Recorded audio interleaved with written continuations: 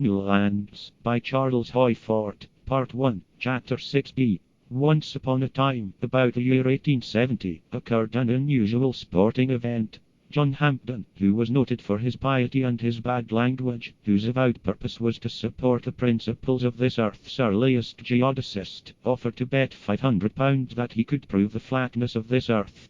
Somewhere in England is the Bedford Canal, and along a part of it is a straight, unimpeded view, 6 miles in length. Orthodox doctrine, or the doctrine of the newer orthodoxy, because John Hampden considered that he was orthodox, is that the earth's curvature is expressible in the formula of 8 inches for the first mile and then the square of the distance times 8 inches. For 2 miles, then, the square of 2, or 4, times 8 inches.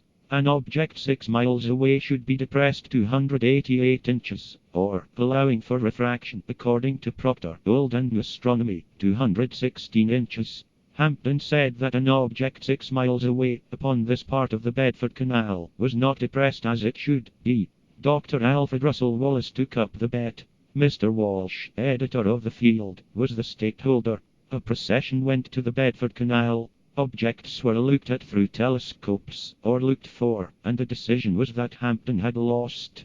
There was rejoicing in the fold of the chosen, though Hampden, in one of his furious bombardments of verses from the Bible, charged conspiracy and malfeasance and confiscation, and what else I don't know, piously and intemperately declaring that he had been defrauded. In the English Mechanic, Volume 80, page 40, someone writes to find out about the Bedford Canal experiment. We learn that the experiment had been made again. The correspondent writes that, if there were basis to the rumors that he had heard, there must be something wrong with the established doctrine. Upon page 138, Lady Blount answers that, upon May 11, 1904, she had gone to the Bedford Canal, accompanied by Mr. E. Clifton, a well-known photographer, who was himself uninfluenced by her motives, which were the familiar ones of attempting to restore the old gentleman who first took up the study of geodesy. However, she seethed with neither piety nor profanity. She says that, with his telescopic camera, Mr. Clifton had photographed a sheet 6 miles away, though by conventional theory the sheet should have been invisible. In a later number of the English Mechanic, a reproduction of this photograph is published. According to this evidence, this earth is flat, or is a sphere enormously greater than is generally supposed.